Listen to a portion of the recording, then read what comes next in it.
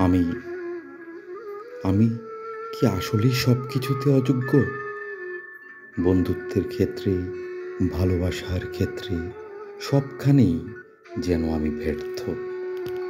মনে হয় কেউই আমার পাশে থাকার কারণ খুঁজে পায় না।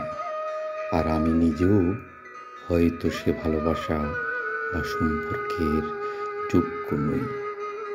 প্রতিটি সম্পর্ক যেন এক একটা বোঝা হয়ে দাঁড়ায়, যেখানে আমি শুধুই ভুল করি। মাঝে মাঝে নিজেকে এতটাই তুচ্ছ মনে হয় যে ভাবি হয়তো আমি আসলেই কারো প্রয়োজন নই।